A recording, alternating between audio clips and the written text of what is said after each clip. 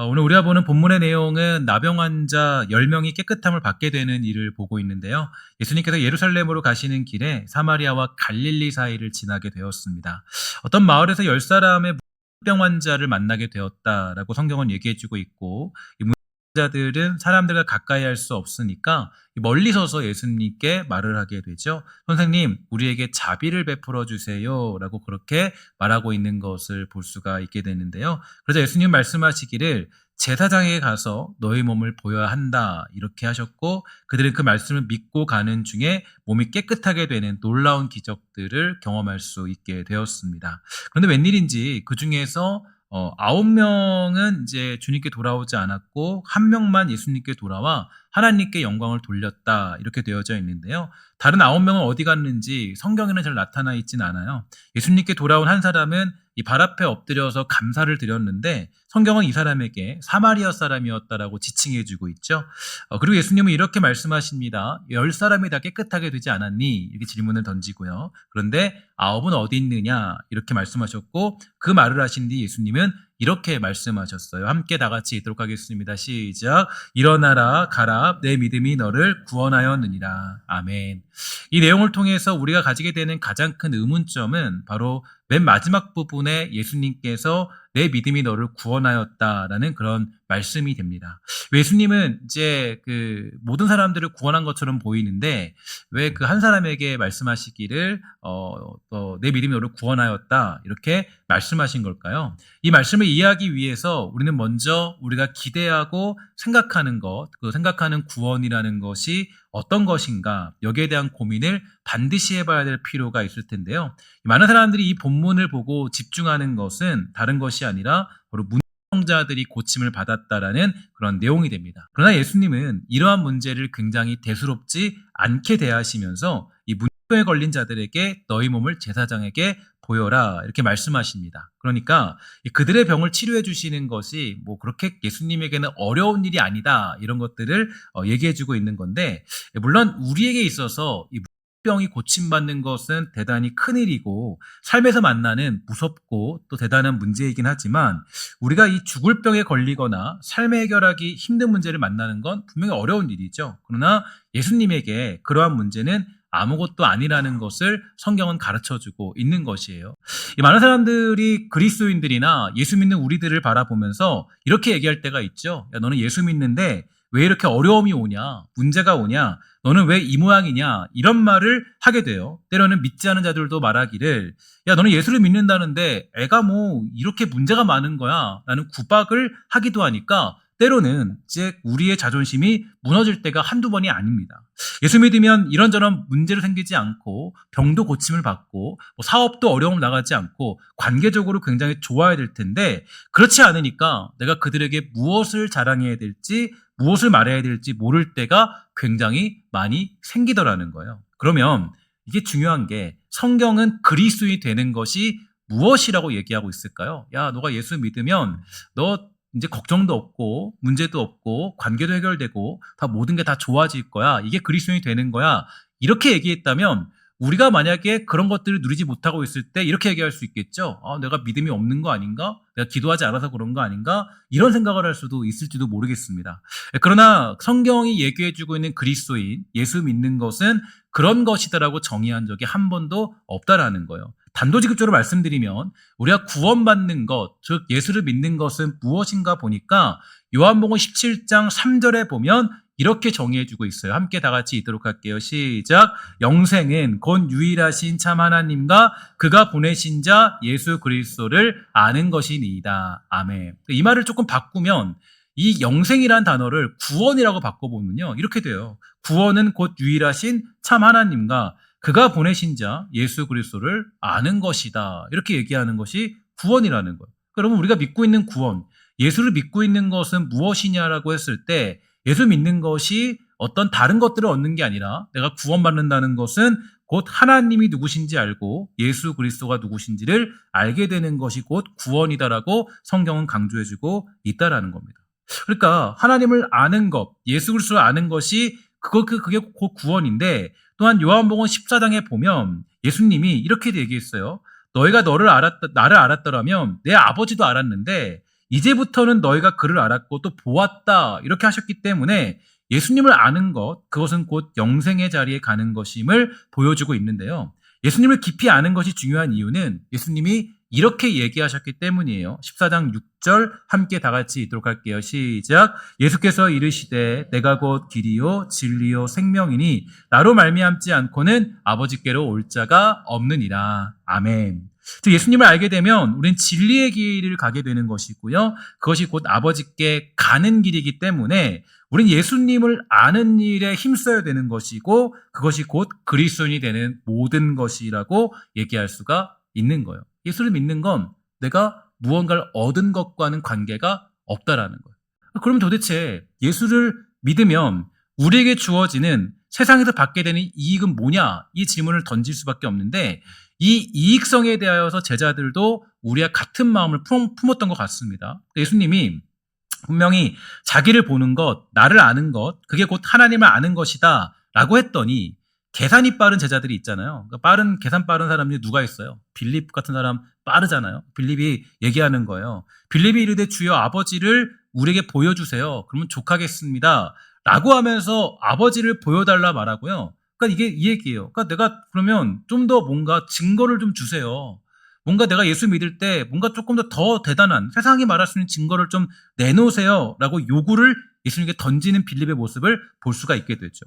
마치 우리가 주님께 때를 쓰는 것처럼 그렇게 이야기하는 빌립의 모습을 보게 됩니다. 그러니까 우리는 예수를 믿으면 교회를 다니면 뭔가 나에게 보상적으로 가시적으로 뭔가 주어져야 된다라고 생각을 하죠. 뭐 쉽게 말해서 자식들도 잘 돼야 돼요. 근데 여러분 우리 보면 예수 믿어도 꼭 자식 잘 되는 건 아니죠. 그 사람이 교회를 잘못 다닌 거 아니죠? 자식이 잘못될 때도 있고 문제를 일으킬 때도 있어요. 마음이 상할 때도 있어요. 병에 걸려야 한 거예요. 걸릴 때도 있죠. 아플 때도 있어요. 힘들 때도 있다라는 거예요. 그런데 우리 생각하기에는 예수를 믿으면 자식도 잘 돼야 되고 남편도 잘 돼야 되고 나라도 잘 돼야 되고 하다못해 이전에 사두었던 땅값이라도 올라야 된다라고 생각을 하는 게 우리들이 가진 생각들이에요. 왜 그러냐면 이유가 하나 있죠. 하나님을 믿었기 때문에. 그러니까 내가 예수님의 얼굴을 보는 것보다 더 중요한 증명을 좀 내놔라. 예수 믿을 수 있으면 좀 더 이익 좀 주고 유익 좀 주고 이 땅에서 뭔가 가진 것 좀 내놔라 라고 얘기하는 것과 똑같은 것이라고 얘기할 수 있는 것입니다. 근데 여러분 잘 보면요. 우리가 조금 예수 믿는 거를 교회 다니는 걸 본질적으로 생각을 해봐야 돼요. 우리가 자녀를 키우면서 가장 큰 어떤 문제를 만나게 되는 때가 언제냐면요. 바로 내 사랑하는 아기가 이 똥을 싸는 게 기쁘지 않을 때예요. 왜냐면 이제 이 아이가 이 똥을 싸도 기쁠 때 있죠. 똥만 싸도 기쁘잖아요. 와, 황금변을 쌌네. 정말 이 아이 너무 이쁘다. 이렇게 똥도 잘 써. 내 딸이니까 내 아들이니까 너무 행복해. 근데 한 5살쯤 넘어가면 그쯤부터는 이제 똥 싸는 게 싫을 때가 있어요. 이때는 이 똥 그만 싸면 좋겠다. 막 그럴 때 되고 그럴 때가 있죠. 그러니까 이제 조금만 시간이 지나면 이제 더 욕심 가져요. 얘가 똥도 좀 잘 가리고 얘가 좀 오줌도 잘 싸고 이것만 행복한 게 아니라 이제 뭐 해야 돼요? 학교 가서 공부도 잘해야 되죠. 또 뭐 해야 돼요? 또 뭐 청소도 방 잘 치워야 되죠. 뭐 그리고 또 뭐 좋은 대학도 가야 되죠. 직장도 잘 가야 되죠. 이게 우리의 욕심이잖아요. 그러니까 내가 이 아이로서 기뻐하지 않고 내가 자꾸 뭘로 기뻐하려고 그러냐면 뭐 그걸로 다른 걸로 내 자녀니까 다른 거 행복한 거 뭔가 내가 좀 그럴싸만한 거를 자녀에게 요구할 때가 있어요. 그러니까 내가 이렇게 투자했는데 본전은 뽑아야지라고 생각합니다. 그러니까 자녀와 부모는 서로가 서로라는 사실에 큰 즐거움이고 행복이고 다른 이유는 서로 존재하지 않아요. 행복한 이유 존재하지 않죠. 그런데 그저 자녀는 자녀로서 나에게 즐거운 것이고 행복한 것입니다. 근데 거기에 뭔가가 붙기 시작하면 그때부터 비교하고 답답해 보이고 뭐가 이 모양이냐는 생각이 따라오는 거예요. 그러면 아내와 남편이 행복해야 되잖아요. 불행한 이유는 어디 있어요? 남편을 남편으로 보지 않고요. 아내를 아내로 보지 않기 때문이에요. 그 남편을 남편으로 인정하고 아내를 아내로 인정하면은 그냥 행복한 거잖아요. 뭐 조금 못나고 부족하고 좀 연약하고 조금 내가 봤을 때 좀 마음에 들지 않아도 행복한 거잖아요. 근데 이제 결혼할 때는 남편을 선물로 생각하고 아내를 기쁨으로 여겼지만 결혼해 보니까 이것도 저것도 부족한 존재로밖에 보이지 않기 때문에 결혼 생활이 불행한 것뿐입니다. 사실은 이 사람이 부족한 게 아니에요. 부족한 게 아니라 내가 뭘 부리는 거예요? 욕심 부리는 거죠. 욕심 부리고 자꾸 다른 게 보이는 거예요. 그러니까 결혼 생활이 행복해지지 않는 이유가 거기 있는 겁니다. 에베소서 5장 22절 이하 말씀을 보면은 우리에게 본질적인 이 결혼과 남자와 여자가 대하는 모습이 나오는데요. 아내들이여 자기 남편에게 복종하기를 주께 하듯 하라. 이는 남편이 아내의 머리됨이 그리스도께서 교회의 머리됨과 같으니 그가 바로 몸의 구주시니라. 그러므로 교회가 그리스도에게 하듯 아내들도 범사에 자기 남편에게 복종할지니라. 남편들아 아내 사랑하기를 이제 그리스도께서 교회를 사랑하시고 그 교회를 위하여 자신을 주심같이 하라 이렇게 가르쳐주고 있습니다. 아내와 남편을 그저 뭘로 여기라는 거예요. 돈 버는 기계나 일하는 사람이나 이런 걸로 두지 말고 그저 아내와 남편을 교회와 같이 여겨라. 그냥 모든 조건 속에 사랑할 수밖에 없는 존재로 여겨야 된다라고 그렇게 가르쳐주고 있는 것입니다. 그러면 또 한 가지 질문하면 여러분들이 교회를 사랑해야 됩니까? 사랑하지 말아야 됩니까? 사랑해야 되죠. 근데 교회를 사랑하지 못할 이유가 많아요, 적어요? 여기서 또 얘기하면 안 되죠, 그죠? 갑자기 또 많아요라고 안 되는데 제가 이거는 많죠, 그죠? 교회를 사랑하지 못할 이유 많잖아요. 저기 내가 김 집사가 그렇게 내욕하고 다닌다면서 저기 이 권사가 그렇게 문제라며 얼마나 교회를 사랑하지 못할 이유가 얼마나 많이 있습니까? 그러나 우리가 교회를 사랑하는 이유, 사랑해야 될 이유는 본질적으로 교회는 하나님이 주신 선물과 같기 때문이에요. 그 부족한 모습이 있겠죠. 인간들이 존재하는 곳이니까. 그러나 하나님이 주신 선물과 같은 것이기 때문에 그 모든 사랑하지 못할 100가지 이유를 앞서는 게 그 한 가지 이유가 되는 것입니다. 그러니까 100가지 교회를 싫어해야 될 이유가 있어도 교회를 사랑할 수밖에 없는 한 가지 이유가 그 100가지를 이길 수 있다라는 거예요. 우리가 예수를 믿으면서 사는 것도 저는 굉장히 비슷하다고 생각해요. 신앙생활 하면서도 이렇게 많은 문제가 생기고 어려움이 생기고 또 해결할 수 없는 문제 생기는 그런 것들에 속아 넘어가서는 안 됩니다. 구원은 우리의 문제가 해결되는 것의 차원 정도가 아니에요. 예수를 믿는 것은 그저 내 사업이 잘 되는 것 정도가 아닌 것입니다. 구원이라는 것은요, 내 병이 치료되고 건강해지는 것이 구원의 증명이 아니라는 거예요. 로마서 8장 32절에 보니까 이렇게 되어져 있습니다. 함께 읽을게요. 시작. 자기 아들을 아끼지 아니하시고 우리 모든 사람을 위하여 내주신 이가 어찌 그 아들과 함께 모든 것을 우리에게 은사로 주지 아니하겠느냐. 아멘. 구원이라는 건 뭐예요? 구원이라는 것은 우리 주님이 자기 아들을 아낌없이 내어주신 사건이 구원이 누리는 가장 큰 위대한 일이라는 거예요. 이게 이제 헷갈리기 시작하면 그때부터는 예수 잘못 믿는 겁니다. 교회 잘못 다니는 거예요. 예수를 믿는 것은 내가 그 구원의 십자가를 깨닫는 것이고 예수님이 나에게 하나님의 아들이 그 하나님의 아들을 선물로 우리가 받게 되어서 그 구원의 영광에 동참하게 되는 그 길을 걸어가는 게 바로 우리가 구원을 가진 사람들이고 예수를 믿는 가장 큰 기쁨이 되어야 되는 거예요. 그러니까 병 하나 고침받고 사업 하나 잘 되고 건강 좀 챙긴 것 정도로 우리가 받은 구원이라는 선물과 비교할 수 없어요. 우리가 아무리 병치유를 받아도 여러분 길어야 100년입니다. 10년, 20년 차이예요. 그걸로 우리가 복 받았다, 잘 됐다, 예수 믿을 때 잘 됐다 증명할 수 없어요. 때로는 예수 믿어도 빨리 죽을 수도 있거든요. 그걸로 우리 예수 믿는 걸 증명할 수 없어요. 그래서 성경이 언제나 구원에 관해서 얘기할 때 언제나 여러분과 제가 걸어가야 될 길에 대해서 가르쳐주고 있을 때 뭐라고 얘기해주고 있냐면 에베소서 1장 3절부터 10절에 보면 아주 정확하게 구원이 뭔가 또 우리가 무엇을 점점 깨달아가야 되는가에 대해서 가르쳐주고 있죠. 제가 읽어보도록 할게요. 잘 보세요. 찬송하리로다 하나님 곧 우리 주 예수 그리스도의 아버지께서 그리스도 안에서 하늘에 속한 모든 신령한 복을 우리에게 주시되 곧 창세전에 그리스도 안에서 우리를 택하사 우리로 사랑 안에서 그 앞에 거룩하고 흠이 없게 하시려고 그 기쁘신 뜻대로 우리를 예정하사 예수 그리스도를 말미암아 자기의 아들들이 되게 하셨으니 이는 그가 사랑하시는 자 안에서 우리에게 거저 주시는 바 그의 은혜의 영광을 찬송하게 하려는 것이라.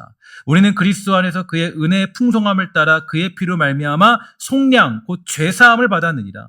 이는 그가 모든 지혜와 총명을 우리에게 넘치게 하사 그 뜻의 비밀을 우리에게 알리신 것이요 그의 기뻐하심을 따라 그리스도 안에서 때가 찬 경륜을 위하여 예정하신 것이니 하늘에 있는 것이나 땅에 있는 것이 다 그리스도 안에서 통일되게 하려 하심이니라. 아멘. 그러면 예수를 믿고 구원받아 살아가는 그 길 가운데 가장 중요한 것은 하나님의 풍성하신 그 은혜가 무엇이고 그 구원의 역사가 어떤 것이고 그것이 과연 무엇을 우리에게 가르쳐주고 있는가, 우리는 어떻게 살아가야 되는가, 여기에 대해서 성경이 가르쳐주고 있는 겁니다. 구원이란 뭐예요? 이 에베소 말씀에 근거해 보면 구원이라는 것은 하늘에 속한 신령한 복을 주시는 것인데, 이 구원이 주는 결과와 완성의 자리는 우리를 거룩하고 흠이 없게 하는 자리로 인도하는 것이라고 분명히 가르쳐주고 있어요. 그러니까 그 하나님이 자기 아들을 주셔서 우리를 구원하셨던 그 이유와 목적을 대변하는 모든 그런 결과의 자리가 뭔가 보니까 우리를 결국에 거룩하고 흠이 없게 하는 자리로 인도하시는 것이 곧 구원의 길이다라고 성경이 가르쳐주고 있는 거죠. 구원은 세상을 살아가는 인생 속에서 뭐 이런 복을 받고 저런 복을 받고 그런 받는 것 정도의 차원이 아니라 하나님의 경륜 가운데 우리가 택함 받는 것을 누리는 것이고 하나님의 기쁘신 뜻대로 우리가 하루하루를 살아가는 인생이 되었다라는 것을 성경은 가르쳐주고 있고요. 우리가 죄사함 받아 하나님의 뜻과 지혜로운 길을 따라 살아가는 삶을 살아가는 것이 그 구원을 받은 자로서의 가장 위대하고 아름다운 명예로운 자리라는 걸 성경은 가르쳐주고 있는 것입니다. 그러니까 예수를 믿고 구원을 받는 것은 세상의 것들로 증명받고 보상받아 그것으로 예수가 살아계심을 증명하는 것이 아니라 우리가 지금 어떤 자리로 부르심을 받아서 하루하루를 살고 있느냐가 더 중요한 얘기인 거예요. 그러니까 내가 그동안은 죄인으로서의 삶을 살았는데 예수를 믿고 살아가는 나에게 주어진 인생과 하루는 이제는 거룩하고 흠이 없는 그 완성된 부름의 자리에 우리가 부름받아 살아가는 것이라고 그렇게 성경은 얘기해주고 있고, 그것이 우리가 가진 가장 큰 명예요, 기쁨이고 가장 큰 그리스도인의 자랑이 되더라는 거예요. 그러니까 우리가 하나님은 죄인 되었던 우리를 부르셔서 하나님의 나라를 세우는 그러한 자리에 그가 살아가는 존재로 세웠다는 것을 오늘 본문이 강조해주고 있는데요. 이러한 면에서 저와 여러분이 지금 생각하는 구원과 가야 될 구원의 완성의 길이 무엇인가에 대해서 우리는 깊은 성찰 속에서 자신을 돌아봐야 됩니다. 예수를 믿고 우리가 누리는 축복은 저와 여러분들을 구별하셔서 하나님의 자녀 삼아서 하나님의 나라를 살아가게 하시며 그 뜻을 이루시어 가시는 그 자리에 부름받는 나 자신이 중요한 거지, 세상에서 무언가를 보상받은 것이 중요한 것이 아니라는 거예요. 그럼 우리가 자꾸 이 교회 다니면서 신앙생활이 왔다 갔다 거리고 우리가 뭐 예수를 믿었다 안 믿었다 나왔다 안 나왔다 하는 이유가 어디 있냐면요, 예수 믿는 거를 잘못 믿어서 그래요. 손에 쥔 게 있냐 없냐, 가진 게 있냐 없냐, 내가 지금 기분이 좋냐 안 좋냐, 감정이 좋냐, 내가 지금 누구랑 사이가 좋냐 안 좋냐, 그거 아니거든요. 그러니까 우리가 누려야 되는 것은 뭐냐면, 예수 믿는 건 하나님의 계획 안에 구별된 존재로서 주님의 보호하심과 인도하심을 따라 살아가는 존재임을 깨달아서 그 길을 걸어가는 거예요. 그러니까 우리가 오늘 보는 본문도 그래요. 그러니까 오늘 보는 본문이 뭘 말하냐면, 그러니까 문병을 고침받는 건 아무것도 아니다. 하나님 안에서 뭐 대단한 게 무엇을 해야 하나님이 그 문제를 해결할 정도의 것도 아니다. 중요한 건 뭐냐? 바로 하나님의 백성으로 살아가는 너가 되는 것이다. 너가 오늘 하루를 받았다면 그 하루에 어떤 일을 만나도 구별된 백성으로, 선택받은 백성으로 주의 백성답게 살아가는 인생이 되는 것이다. 그게 성경이 얘기해주고 있는 거예요. 그러니까 우리의 인생이 고통스러울 수 있어요. 그러니까 평생 고통스러울 수 있어요. 죄송한 얘기지만. 이건 왜 그런지 모르죠. 예수님도 고난의 길을 겪었으니까 우리도 고난의 길을 원망할 거리는 없어요. 주님이 가장 억울하신 분이잖아요. 여러분 이제 고난 중은 얼마 안 남았는데 주님만큼 억울한 분이 어디 있어요? 주님은 괜찮습니까? 하나님 아들이니까? 아니죠. 평생 주님도 외면당하시고, 심지어는 이래요. 선지자가 고향에 가서 박대받는 게 당연한 거다. 고향 갔더니 사람들이 야, 저 미친놈, 저 왜 왔나? 저 이상한 놈, 저 왜 왔나? 아유, 저 사람 망신이네. 그게 예수님 인생이었어요. 그러니까 우리가 받는 고난과 외로움과 서러움과 그런 것들에 우리가 사실 끌려다닐 이유는 없어요. 때로는 내가 해결해야 되는 문제 가운데 살아가는 경우가 있어요. 어려움에 만날 때도 있다고요. 그거를 우리가 다 알고 있죠. 그러나 중요한 건 뭐냐면 그 살아가는 인생 가운데 구별된 백성으로 내가 정말 하나님께 그 계획과 섭리 안에 살아가는 존재로 하루하루를 내가 충성을 다하여 살아가는 것이에요. 나에게 준 하루를. 내가 눈을 뜨는 것도 하나님이 주신 생명이잖아요. 나에게 주신 하루를 생명 다해 주의 백성답게 거룩하게 나에게 주어진 자리에서 구별되이 살아가는 인생. 그게 예수 믿는 자랑이라고. 제가 주님은 나의 최고봉이라는 것을 매주 수요일마다 강의하는데 저는 사람 어렵다기도 하고 조금 힘들기도 하고 그렇지만 그 말씀을 전하면서 그때 어떤 그 책에 보니까 이렇게 되어 있어요. 교회는 교인을 키우는 게 아니라 성도 한 명을 키워내는 것이다라고 그렇게 얘기도 있더라고요. 그게 되게 충격적이었어요. 물론 제가 너무 잘 알고 있는 내용이지만 교회라는 곳은 교인을 키우는 게 아니라 성도를 키우는 것이다. 그러니까 오늘 말씀과 똑같죠. 10명의 문을 치유받았어요. 그죠? 9명 어디 갔어요? 9명은 그냥 치유받고 간 거예요. 구별되이 안 산 거예요. 하나님의 영광에 동참하는 인생이 뭔지를 몰랐던 거예요. 그중에 한 명은 어땠어요? 영광을 돌렸다. 이 얘기는 하나님의 자녀로 살아가는 인생이 뭔지를 똑똑히 봤다라는 거예요. 구원받은 내가 하나님을 아는 자가 어떤 길을 살아가야 될지, 하루를 어떻게 살아야 될지 그걸 알았다라는 거예요.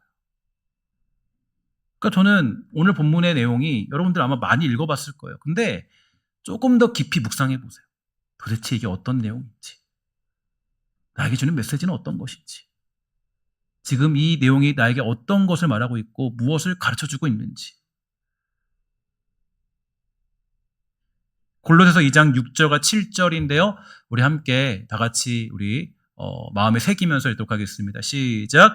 그러므로 너희가 그리스도 예수를 주로 받았으니 그 안에 사행하되 그 안에 뿌리를 박으며 세움을 받아 교훈을 받은 대로 믿음에 굳게 서서 감사함을 넘치게 하라. 아멘. 이거예요. 이게 우리가 살아가는 방식인 거예요. 우리가 살아가는 방식은 이겁니다. 세상에서 더러운 일도 많이 만나고 말도 안 되는 일도 만나고 우라통 터진 일도 만나고 이해할 수 없는 문제들도 만나고, 그러나 그러한 중에도 우리의 믿음을 굳게 세워서 예수를 주로 받았으니 그 안에서 행하되 그 안에 뿌리를 깊이 박아 세움을 받아 교훈을 받은 대로 믿음에 굳게 서서 너의 인생을 충실하게 힘을 다해서 마음을 다해 온 힘을 다해 그리스도를 아는 자답게 충성을 다해 살아내라. 이게 바로 우리에게 주는 가장 큰 메시지가 되는 거죠. 여러분들과 제가 기도하는 이유는 어디에 있습니까? 기도하는 이유는 바로 나에게 주어진 하루를 그리스도인답게, 그 구원을 아는 자답게 하나님의 계획과 섭리 안에 살아가는 자로서 살아갈 힘을 얻기 위해서, 담대히 살아가기 위해서 우리는 기도하는 거예요. 그래서 주님의 십자가를 매일같이 묵상하며 그 길을 걸어가기를 힘쓰는 것이죠. 오늘 이 말씀을 통해서 우리가 받은 것이 무엇인가를 깊이 깨닫게 되는 은혜가, 성령의 도우심과 역사가 있게 되기를 주의 이름으로 간절히 부탁을 드리겠습니다. 예수 믿는 참된 기쁨이 무엇인가 아는 자로서의 위대함이 오늘 우리에게 회복되어서 여러분 매일 받게 되는 하루가 주께 영광 돌리기에 충분한 그런 인생으로 거듭나는 위대한 역사가 사랑하는 우리 신성교회 모든 권속들, 사랑하는 성도들에게 있게 되기를 주의 이름으로 간절히 부탁을 드리겠습니다.